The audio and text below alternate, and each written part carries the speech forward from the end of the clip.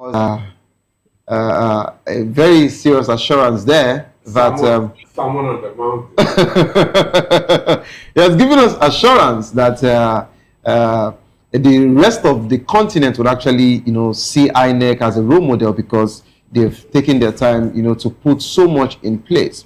I think I saw a news, yes, was it yesterday or the day before yesterday, that the president has marked about 1.1 trillion or thereabout for INEC's 2026 general election. I don't know how true that is, but of course I saw it on a renounced news page.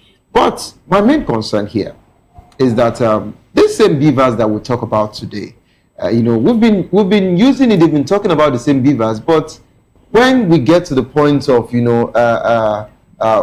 people getting to the polls and beavers is not working, they go back to the factory reset. And what's the factory reset? They do the analog thing and they are good. Sometimes the amount of people that were that did the accreditation are totally different from the people who actually casted. We've had several cases and of course disparities as regards to numbers.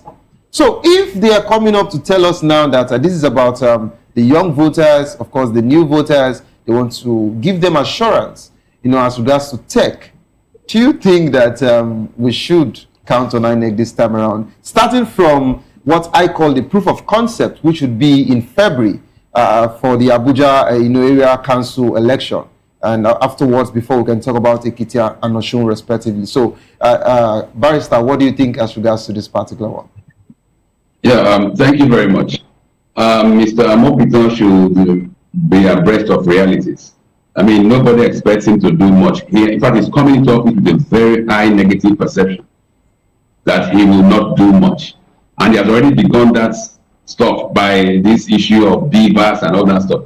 Let him go and check what Mahmoud Yakubu said.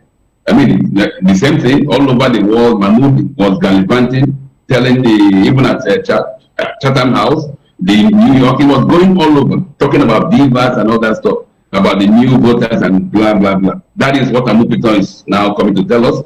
He should do better. Let Amupitan realize that, in Nigerians' eyes, in the perception of Nigerians, what Mr. Tinubu has done by appointing him, Amupitan, as INEC chairman, is to ethnicize the entire process of the elections. I mean, from the security, law enforcement, finance, the electoral umpires themselves, and the judiciary. For the very first time in Nigeria's history, all the heads of this agency that was the elections are domiciled in one ethnic group. Amupitan is from the same ethnic group as the IGP of police, Egbetokun, as the EFCC chairman, Olukoyede, as the DSS boss, Ajayi, as the chief justice of Nigeria, Kekere-Ekun. So everything, for the first time, is domiciled in one place. So Amupitan should stop this crap talk about beavers and IREV. The reality is this: Nigerians believe that Mr. Tinubu has done all this to ensure that his ethnic bloc, his thick and thin, his kid and thin are the ones in charge of elections. And that's what Nigerians are going to look at. But Nigerians should now realize this. Having known this, let us not listen to what this man is talking about, because Nigerians are already mobilized and ready.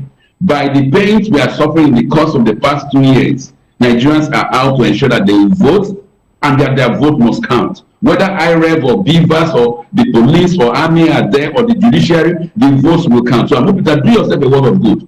Ensure that the votes count. And then we'll talk about what all this stuff you're talking for now. But for now, don't try to bamboozle anybody with your coming out to say there will be good elections, because we know that you are not primed or set out to conduct good, free and fair elections. You are primed to conduct an ethnic coloration of what can be called elections. So live up to the expectations of Nigerians and not what Mr. Tinubu has asked you to do. Because at the end of the day, you will have Nigerians to contend with.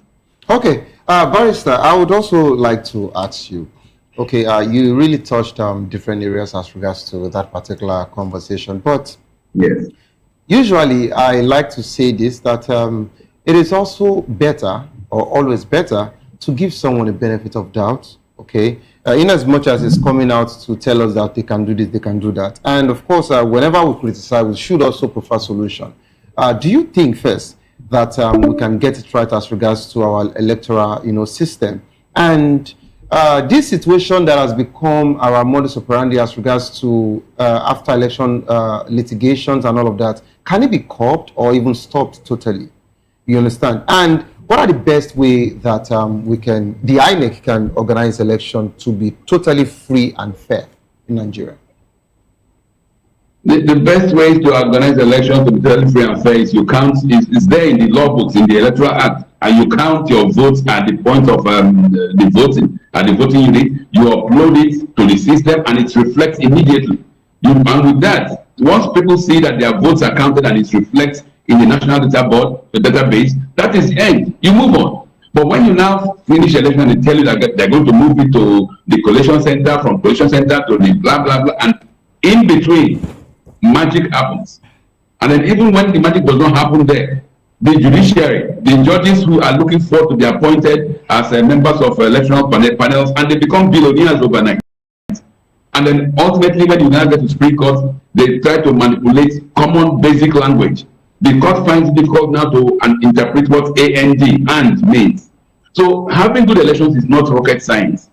It's simple. You vote, your vote gets counted, and it's announced at the point of voting. But we have this system whereby intermediaries come in, the soldiers and police come in and try to muzzle Nigerians. Barrister, I would want you to touch the litigation before I move on from you. I would like you to touch the litigation part. The litigation. Now, that's what I'm saying. If you have that transparent process, and your votes at the polling unit is reflected automatically at this main database, the litigation will even be quelled, will stop, or will reduce to the barest minimum.